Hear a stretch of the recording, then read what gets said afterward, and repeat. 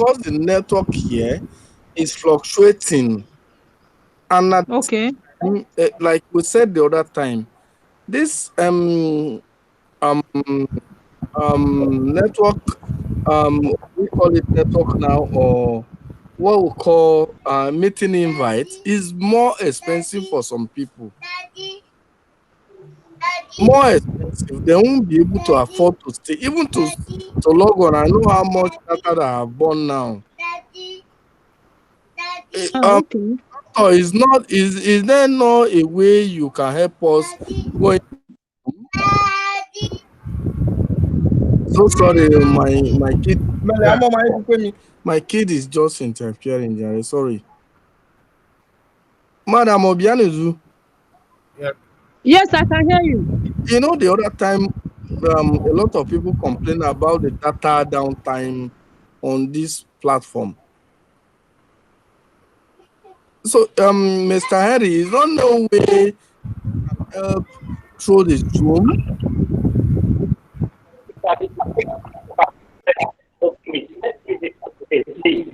Let's continue. Okay. So we'll continue and leave Can we other continue people now? behind. How many of us are are here for this course? Harry, Can see that we are very few. Harry, I suggest it out.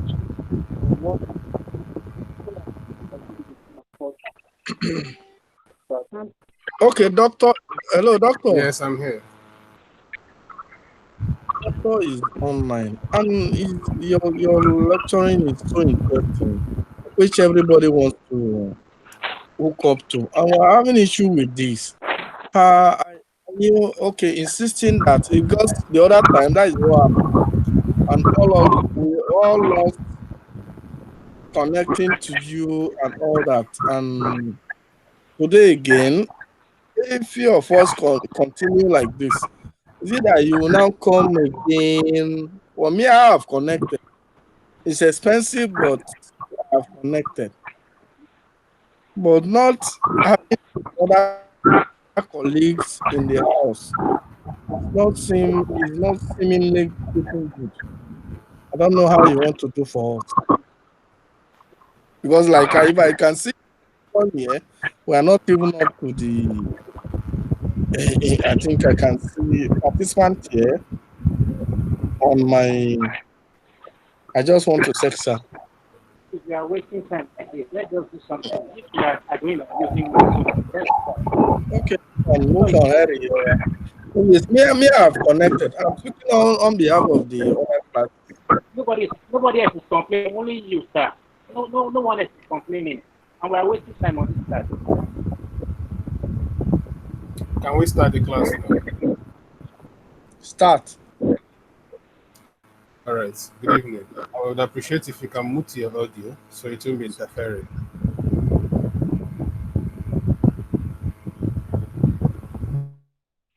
Chizoma Nwachukwu, you may also disable your video. You can do that.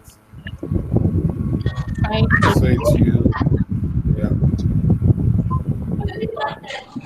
So last week I was trying to bring us up to speed, especially for those who are joining for the first time. So I tried to do a bit of recap before we had network issues and I couldn't continue with that class. Today, I want us to look at the strategic marketing planning process. Chizoma, your audio is still on, please. So we'll look at the strategic marketing planning process.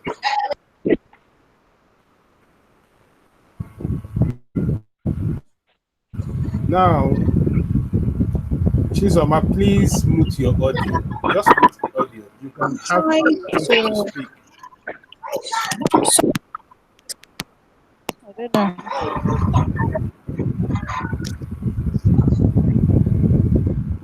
Thank you. So, when we talk about the strategic marketing planning process, one thing that comes to mind is the fact that marketing as an activity, as a business activity is not a one-off. It involves a series of processes, and this process, when done properly, will help us to achieve the marketing objective. There is a popular saying that when you fail to plan, you've planned to fail. And that is why marketing also needs to, or marketing executives also needs to plan what they want to do, such that at the end of the day, they would have achieved that's what they set out to achieve. So when we talk about strategic marketing planning process, we are looking at the different stages or steps in marketing planning activity. We have about 6 steps that a plan should first of all go through, or a marketing executive should go through in the course of achieving a marketing objective. This marketing objective would be to increase sales, to create awareness, to increase market share, to increase brand awareness, recognition, and stuff like that. So we're going to Hi, go through everyone. Please, is lecture going on? Yes, Dugapi, the lecture is going on.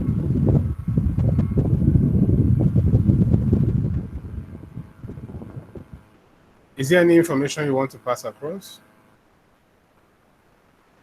Hello?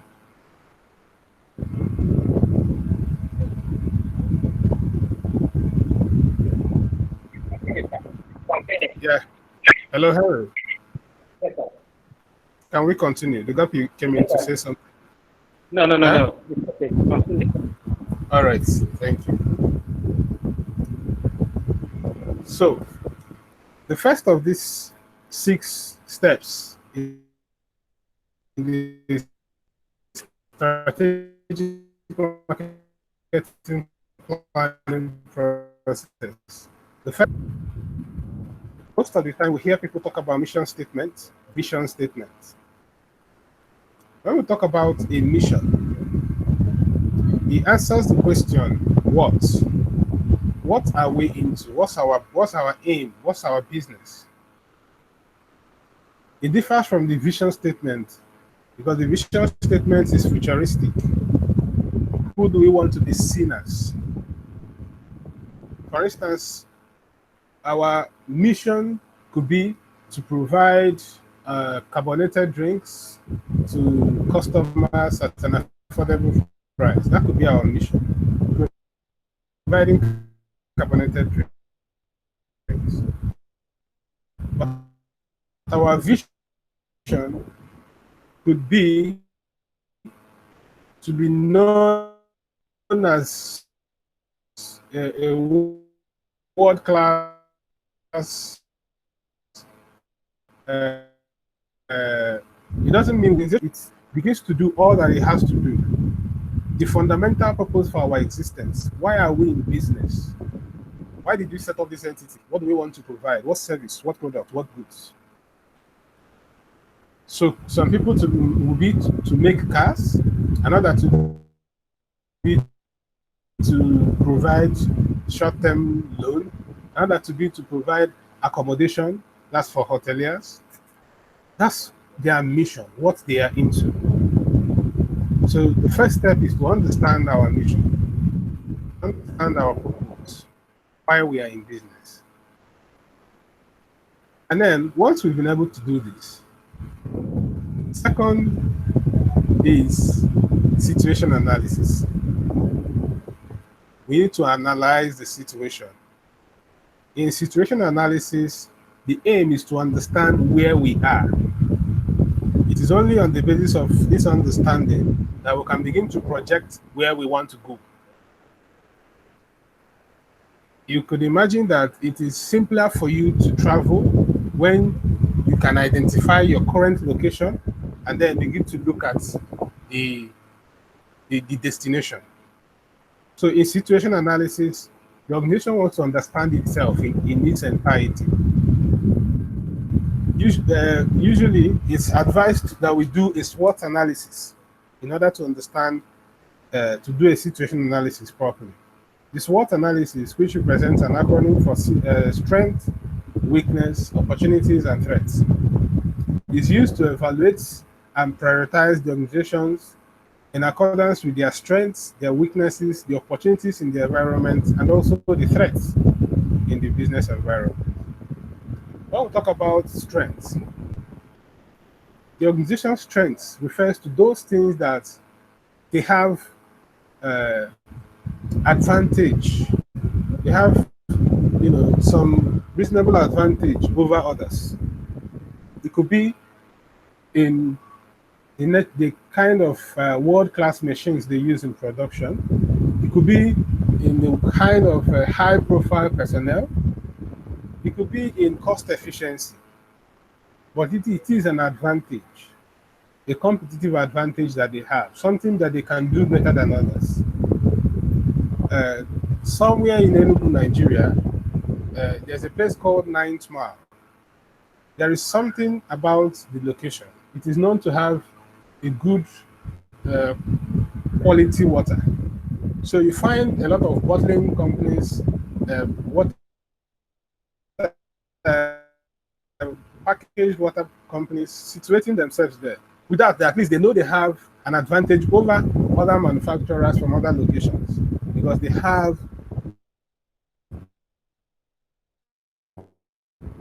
good strength.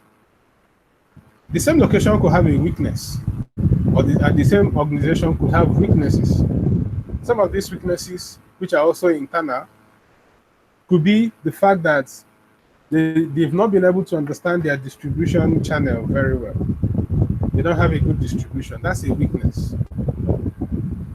Or that they produce good quality products, which is a strength, but at a high cost. That's a weakness. Cost inefficiency.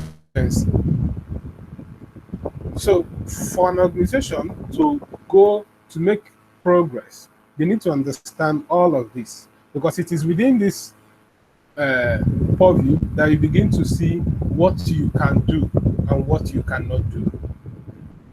And then let's talk about the opportunities that exist within the environment we find ourselves. It could be that a major competitor has just been declared bankrupt. That's an opportunity for you. It could be that the government just lifted a ban on a particular product which you can produce at a very low cost. That's an opportunity. And then we can talk about the threats that exist. The threat could be that maybe we want to do an expansion, we want to expand our production capacity, but the interest rate on loans is very high. That's a threat. It could be that the economy is in recession. That's a threat. So the opportunities and the threats arise from the external environment. Are we together? Are we together? Fine. Yes, sir. Yes, sir. So having done this, we move ahead to set the objectives. To set an objective. It is when we have understood ourselves in the situation analysis, we can begin to clearly know what we want to do. Because we now know the things that may hamper those things and the things that we can do better and how to mitigate the effect of the threats and how to take advantage of the opportunities given our strengths. It is said that an objective should be SMART compliant. SMART, S-M-A-R-T. By SMART compliant, it should be specific, it should be measurable, it should be attainable, it should be relevant, and it should be time bound. A lot of times, some of us could make a bogus, I call it ambition, because it can't be called an objective. It is not specific. Possibly at the beginning of the year, a lot of us made some what you usually call New Year resolution or maybe target money this year. So much money. Where do you get to? And then you know you have made so much money. It is not specific. The same thing applies to marketing objectives. if we just come out to say we want to increase our sales, we want to increase our profit, or want to increase our market share, where do we get to? And we say that we have achieved that objective. We need to make it more specific. As we said, it should be specific. It should also be measurable. It should be time bound as well. So it is better to say that we want to increase our revenue for the first quarter by 5%. At the end of the first quarter, we can look back and measure if we have achieved that which we set out to achieve. If we leave it open-ended, it is no longer specific. It is no longer time-bound. And it will be difficult to measure. So when we have our objective set, we now begin to look at a marketing strategy with which we will achieve that particular objective. In the words of Michael Porter, he said that there are three generic strategic thinking, meaning that we can achieve an objective following any of these three strategies. The first is cost leadership. The second is differentiation. The third is focus, or what we may call niche marketing. When we talk about cost leadership,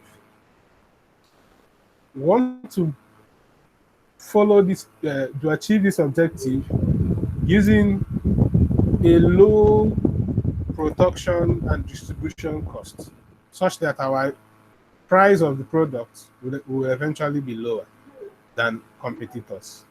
Because the aim of all of this is to do something better or be at a better position than competitors.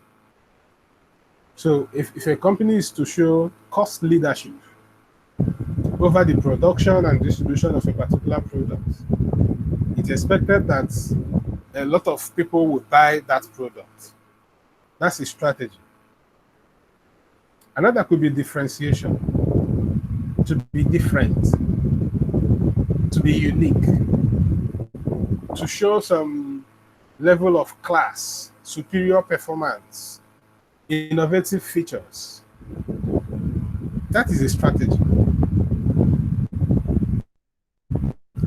It could be used to, achieve some competitive edge in a market. That way we stand to differentiate ourselves from others. And then people begin to look up to us as, a class, a product with class.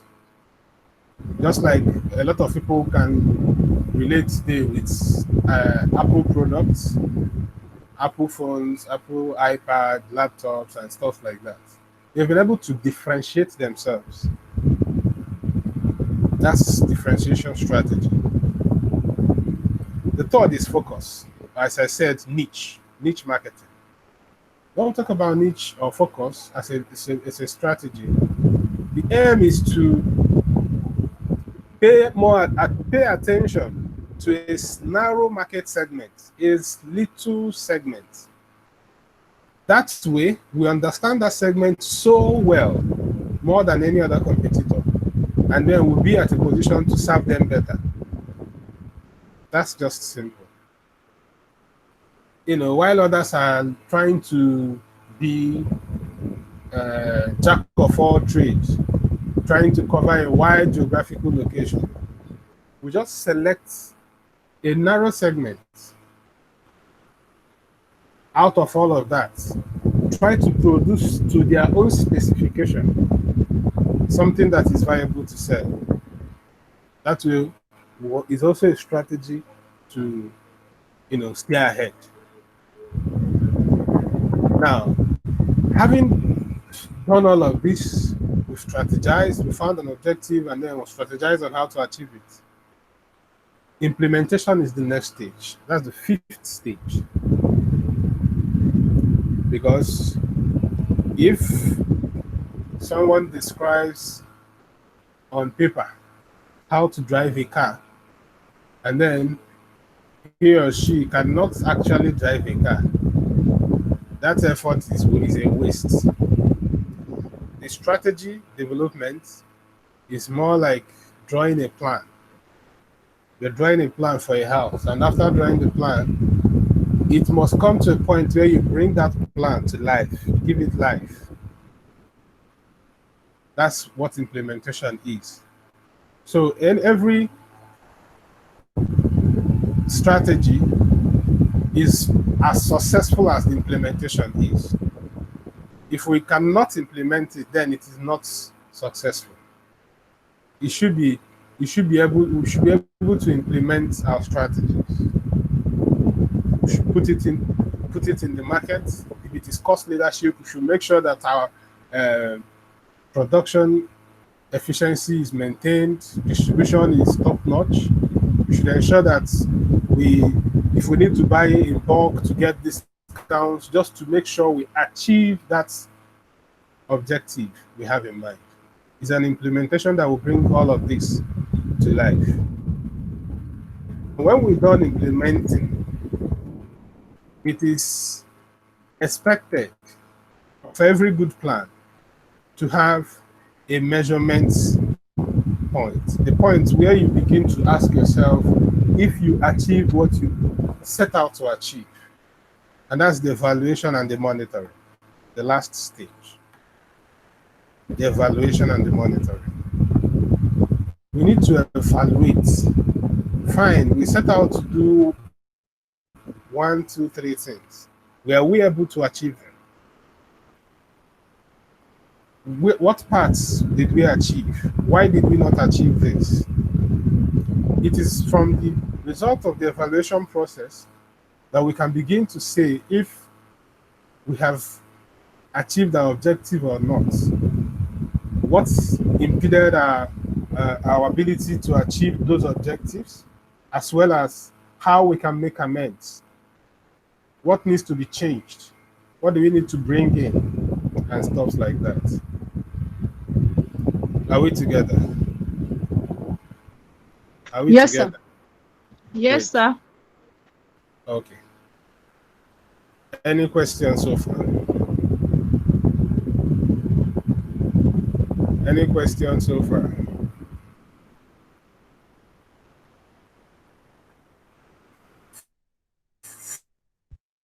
I'm You good, can sir. as well drop your questions in the chat room. Drop your questions in the chat room as it occurs to you, such that while I'm speaking, if there's any question that occurs to you, you can drop it in the chat room, and we will also respond to that. Okay. So we have seen that the process is important, that it is followed. It's important that this process is followed, because at the end, we begin to understand where to make necessary changes in our marketing plan.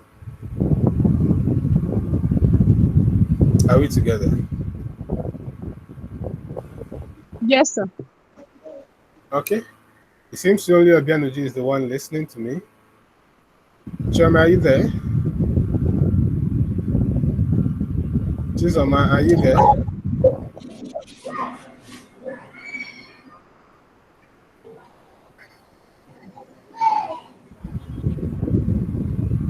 Okay. Ihene, are you there? Yes, I am, doctor. Okay, great. Let's proceed. I am there. It's just that Henry was saying that I was the one complaining. Meanwhile, I was trying to make sure that Doc, everybody is go on board. ahead. Sorry. I got your point. You don't need to tell me like I'm the one complaining. I can use my Sorry. data for the next 5 years without complaining, but I Sorry. want everybody to be on. But it's a class, it's teamwork. I understand the position. Don't I'm worry. not We will sort I'm it. not happy about that. How or his word saying that I'm the one complaining. I apologize on his behalf. Oh, Okay. thank you, doctor. No, it's fine. Let's I'm fine. I am here. all right. Thank you, sir. Thank you, sir. Thank you, doctor. Okay, great. Let's proceed. Okay, let's proceed. Let's look at the environment for strategic marketing, or what we call the marketing environment. The marketing environment.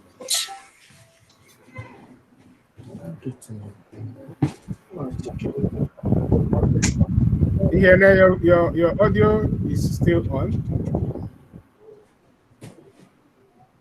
Ihene, Sir, your audio is sorry. on. Thank you. So the marketing environment. What's one thing we would always understand is that business does not take place in the vacuum. Its businesses are carried out in amidst other things, which could constitute distractions or which could have influence on them. These are what we term the marketing environment. So, in every business, every firm, every establishment, there are things that are surrounding that business that could either be a source of challenge or an opportunity to that business.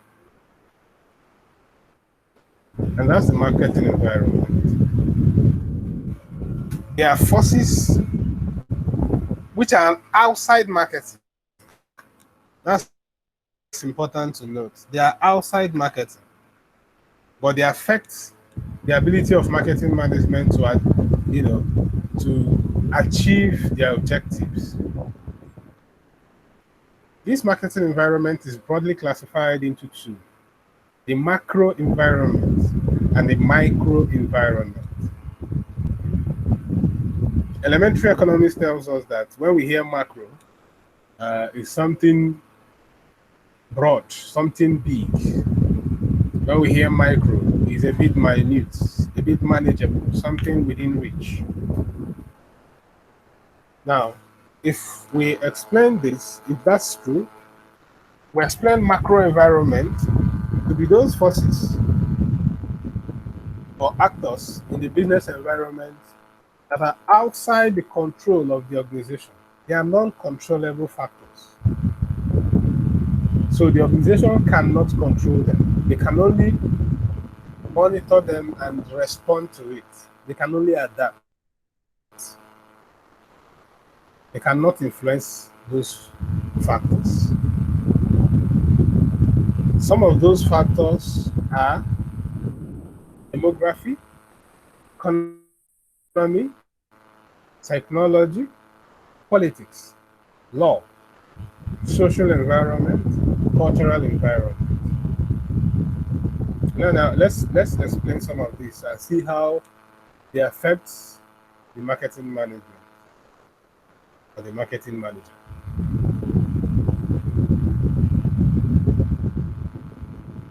When we talk about demography, we are talking about population dynamics, population makeups, such as age, such as educational level, such as household patterns. These are demographic variables. And it is not within the marketer to affect people's age or ages.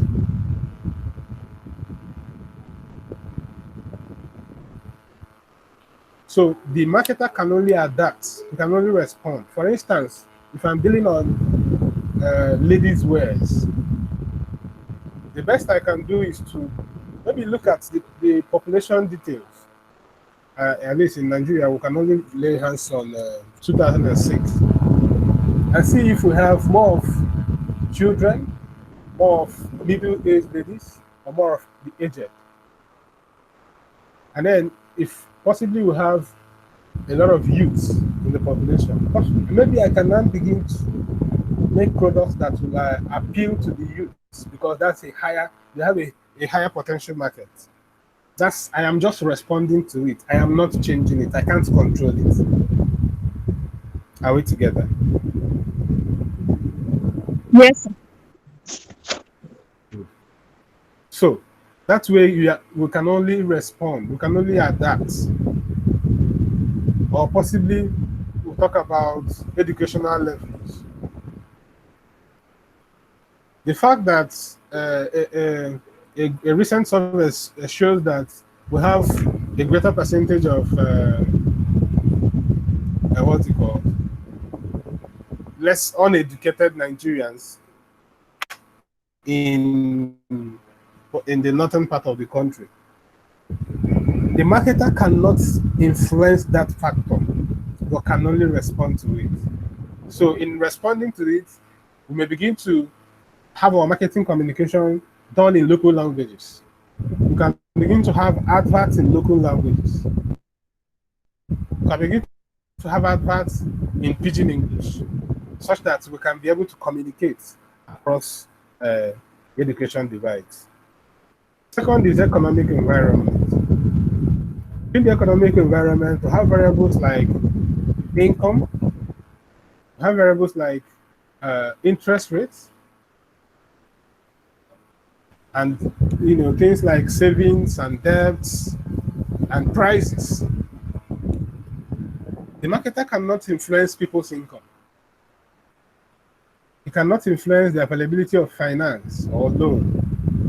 He cannot influence the purchasing power or the disposable income of the populace or the consumers. He can only adapt. So he may need to make products that will appeal to people of different income levels. Take, for instance, the pay TV giant, what's it called? I think that the same company owning DSTV and GoTV. I can't remember the name of the company again. But their aim was to appeal to people of different income levels, such that as low as 1,500 or thereabout, you could hook up to the satellite and watch what your money can buy.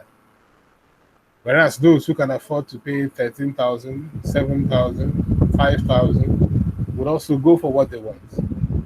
They are adapting to it, they cannot change it.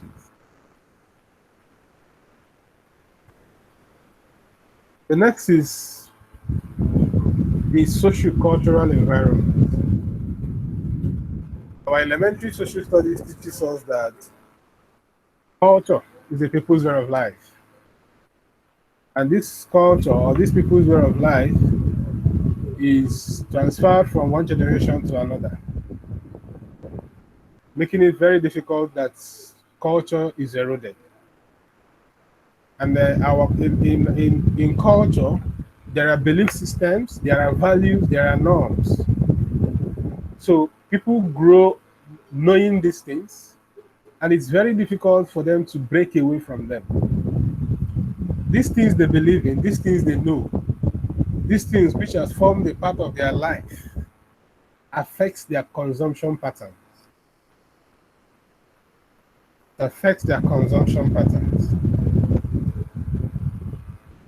A look at the lifestyle of an average Igbo man and that of an Hausa man will show a clearly different consumption pattern. No matter how much westernization has affected culture, there are still those inbuilt things that we cannot change about ourselves. In recent times, culture and religion has also been mixed up in this part of the world, such that we have a highly Islamic north and a highly Christianized south. This affects our purchasing pattern as well, such that on the average, a Muslim does not consume things like alcohol, things like pork. But on the other side, these are not norms. They are not part of the norms of Christians. This is how the cultural environment affects businesses. So it wouldn't be profitable for a businessman to establish and begin to sell those things which normally these people in this environment do not consume. is counterproductive. Also, we also have effects of technological environments. Technology. Take a look about 25 years ago. About 25 years ago,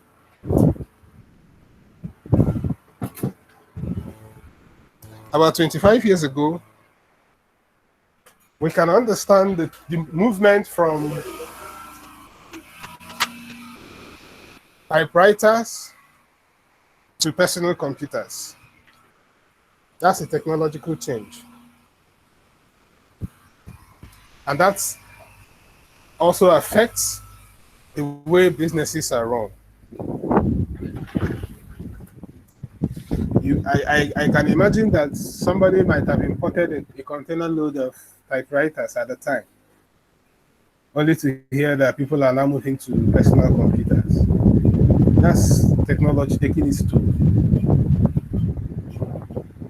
Gradually, technology is, affecting a whole lot of things around us. The telecom giant Nokia, when mobile phones came into Nigeria, Nokia was among the leading brands in Nigeria. But technology came, and instead of responding, instead of adapting, they were conservative and they lost the fight. Today, we can hardly talk about Nokia when we talk about cell phone brands. That's technological environment at work.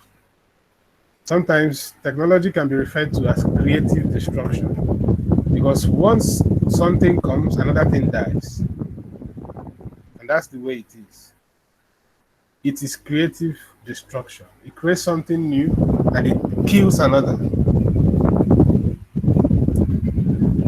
We can also talk about political or legal environment, influence of politics, influence of law. Marketing decisions should also be taken within this purview, such that we don't contravene the law of the land. Any company doing business in Nigeria should understand the Companies and Allied Matters Act, the law of doing business in Nigeria. You should also understand the politics of the Nigerian government. The fact that there is a bit of political instability, or there is a possibility of change in government in every 4 years, and it has influence on businesses at all times.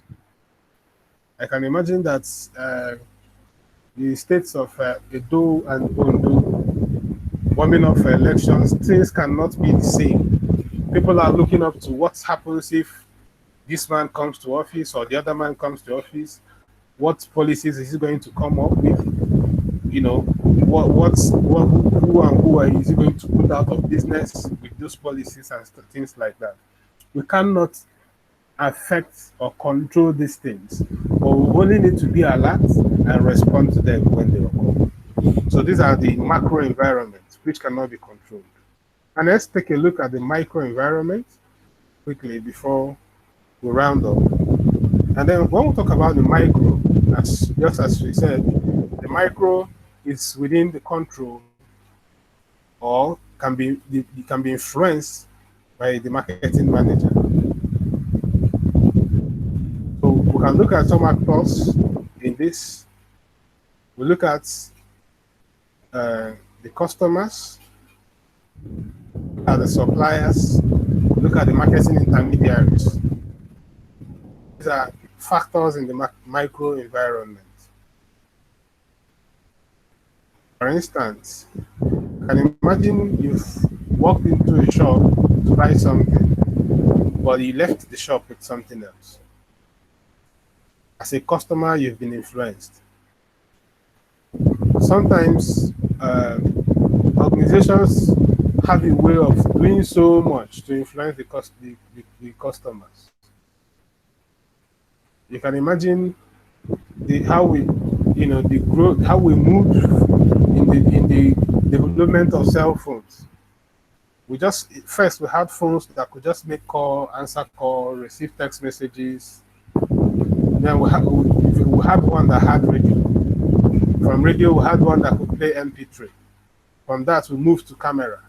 From camera, we now keep advancing the cameras. We now have front cameras. We now have videos of different standards. That's a way of affecting and influencing customers.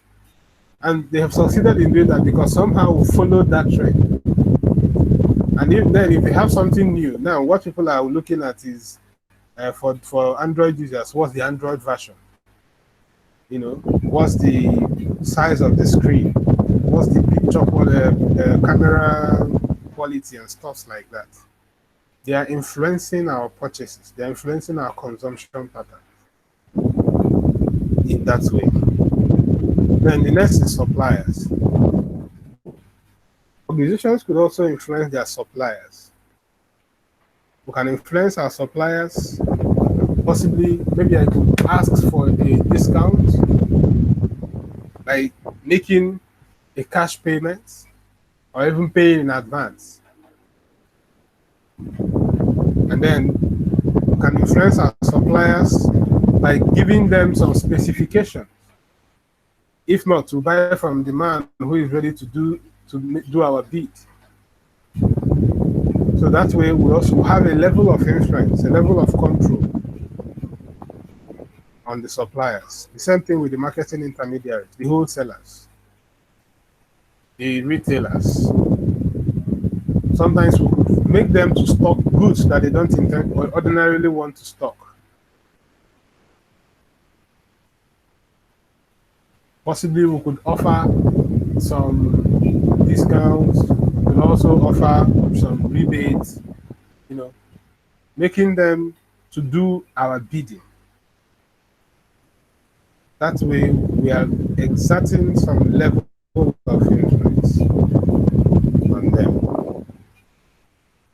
Are we together? Yes, sir. Ask me your question.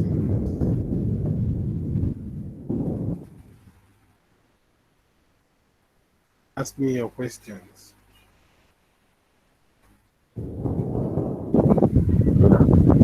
Okay. Yeah.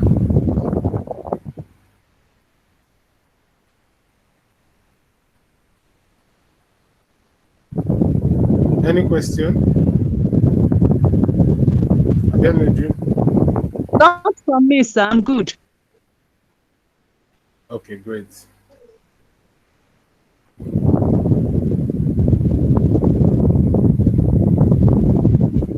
No question.